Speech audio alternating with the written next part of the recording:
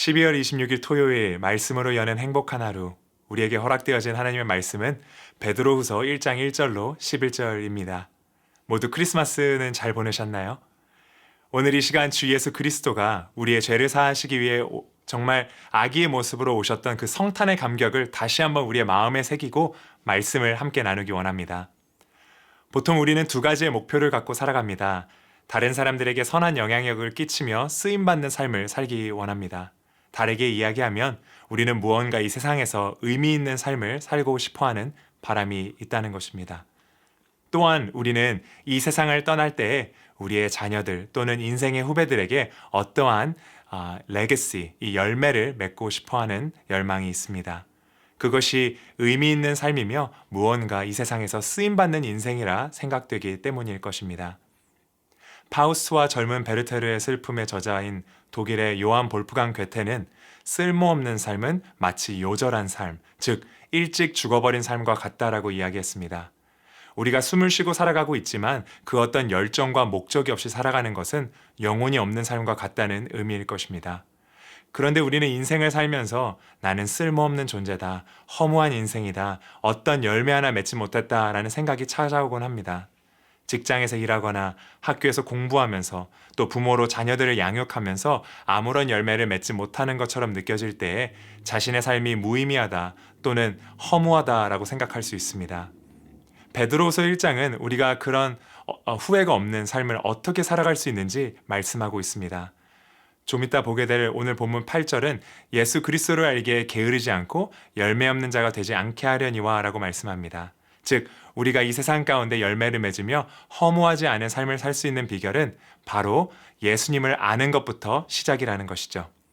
이 짧은 베드로후서에서 사도 베드로는 이 알다라는 단어를 13번 사용했습니다. 그리고 이것은 공부를 하고 배워 아는 것이 아니라 아는 것을 통하여 나의 삶으로 살아가는 지혜를 이야기합니다. 그렇다면 예수님을 아는 성도, 열매를 맺고 있는 의미 인생을 살아가는 그리스도인의 삶은 어떻게 살아가는 것일까요? 사도 베드로는 이를 세 가지로 정리합니다. 먼저 저희가 1절로 4절의 말씀을 읽도록 하겠습니다. 예수 그리스도의 종이며 사도인 시몬 베드로는 우리 하나님과 구주 예수 그리스도의 의를 힘입어 동일하게 보배로운 믿음을 우리와 함께 받은 자들에게 편지하노니 하나님과 우리 주 예수를 알므로 은혜와 평강이 너희에게 더욱 많을지어다. 그의 신기한 능력으로 생명과 경건에 속한 모든 것을 우리에게 주셨으니 이는 자기의 영광과 덕으로서 우리를 부르신 이를 알므로 말미암음이라. 이로써 그 보배롭고 지극히 큰 약속을 우리에게 주사 이 약속으로 말미암아 너희가 정욕 때문에 세상에 썩어질 것을 피하여 신성한 성품에 참여하는 자가 되게 하려 하셨느니라. 첫 번째, 베드로 사도는 진정한 그리스도인의 삶은 믿음에서 시작한다라고 말씀합니다. 그리고 그 믿음은 누구를 향한 믿음입니까? 바로 우리의 구원자 되시는 예수 그리스도입니다. 당시 성도들은 이 구원, 이 salvation의 의미를 잘 알고 있었습니다. 구원은 바로 문제와 어려움 가운데서 구출되어 나오는 것입니다. 의학적으로는 병을 낫게 한다라는 의미가 있고요. 군사적인 표현으로는 적의 압제로부터 자유케 한다라는 의미가 있습니다. 즉, 예수님께서 우리의 구원자가 되신다는 것은 그 성도들에게 죄라는 불치병에서 낫게 하시는 것이며 우리의 적인 죄와 죽음과 사탄의 권세로부터 자유케 하는 위대한 정복자가 되신다라는 의미입니다. 또 그는 우리의 죄의 문제를 해결하시기 위하여 우리를 대신하여 십자가에서 돌아가신 우리의 대속물, 어린 양이 되십니다. 그리스도인의 삶이 믿음으로부터 시작한다면 이 믿음은 하나님의 능력을 경험하게 합니다. 하나님의 능력은 생명과 경건을 열매 맺게 한다고 사도 베드로는 말씀합니다. 잘 알다시피 저희 경건이라는 것은요, 품위, 신뢰 또는 고결함 등을 표현할 때 쓰이는 단어입니다. 그런데 이 본문에서 베드로 사도는 경건과 생명 이 두 가지를 따로 설명하고 이야기하기보다는 오히려 하나의 표현, 경건한 생활을 강조하고 있다는 것을 볼 수 있습니다. 즉, 믿음은 하나님의 능력을 경험하게 하는데 그 하나님의 능력은 우리로 하여금 경건한 삶을 살게 하는 것이다 라는 것이죠. 또한 하나님을 향한 믿음은 하나님의 약속을 믿게 합니다. 오늘 본문의 4절을 보게 되면 하나님께서는 성도들에게 이 미래에 있을 구원에 대한 보배롭고 지극히 큰 약속을 하시는 것을 볼 수 있습니다. 우리 성도들은 누구입니까? 과거 우리에게 주어진 이 구원의 역사를 믿고 미래에 완성되어질 그 구속의 약속을 소망하며 사는 사람들입니다.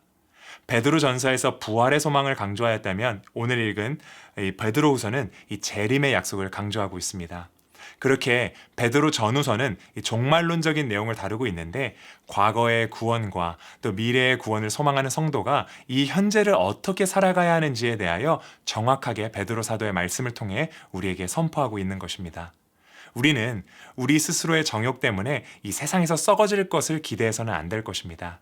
오히려 주님께서 주시는 신성한 성품에 참여하는 우리가 되어야 합니다. 함께 5절부터 7절의 말씀을 읽도록 하겠습니다. 그러므로 너희가 더욱 힘써 너희 믿음의 덕을, 덕의 지식을, 지식의 절제를, 절제의 인내를, 인내의 경건을, 경건의 형제 우애를, 형제 우애의 사랑을 더하라. 성도의 삶의 시작이 믿음이라면 그 믿음은 영적인 성장으로 이어지게 됩니다. 생명이 있는 곳에 성장도 있습니다. 제게 이제 3개월 된 아기가 있는데요. 얼마나 빠르게 크는지 모르겠습니다.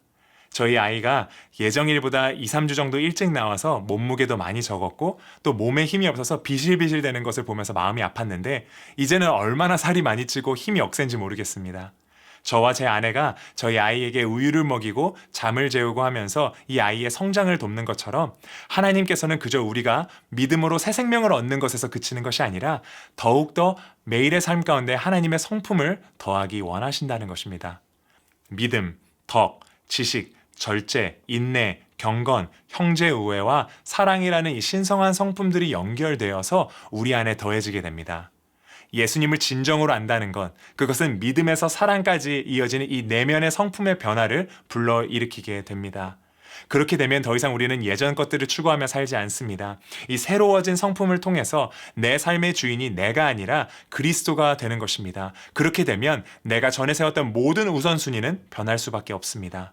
사도 베드로는 그렇게 살아가지 못하는 자들을 이제 9절에 영적 맹인이라고 부르는데 우리 또한 맹인처럼 살지 않기 위해서 오늘 이 시간 조금 더 예수 그리스도의 성품을 닮으려 또 더욱 알아가려 힘써야 한다는 것입니다. 마지막으로 함께 8절부터 11절의 말씀을 우리가 함께 나누겠습니다. 이런 것이 너희에게 있어 흡족한즉 너희로 우리 주 예수 그리스도를 알기에 게으르지 않고 열매 없는 자가 되지 않게 하려니와 이런 것이 없는 자는 맹인이라 멀리 보지 못하고 그의 옛 죄가 깨끗하게 된 것을 잊었느니라. 그러므로 형제들아 더욱 힘써 너희 부르심과 택하심을 굳게 알아. 너희가 이것을 행한즉 언제든지 실족하지 아니하리라. 이같이 하면 우리 주 곧 그 구주 예수 그리스도의 영원한 나라에 들어감을 넉넉히 너희에게 주시리라. 아멘. 믿음으로 시작한 신앙인의 삶이 영적인 성장을 이루었다면 영적인 성장은 이제 우리의 삶으로 드러나게 됩니다.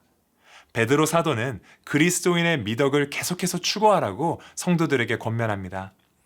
여기서 우리는 진정한 영적 성장을 알 수 있는 세 가지를 볼 수 있게 되는데요. 바로 8절의 열매 맺음, 또 9절의 볼 수 있음, 또 10절부터 11절에 나오는 확신을 가짐, 이 세 가지입니다.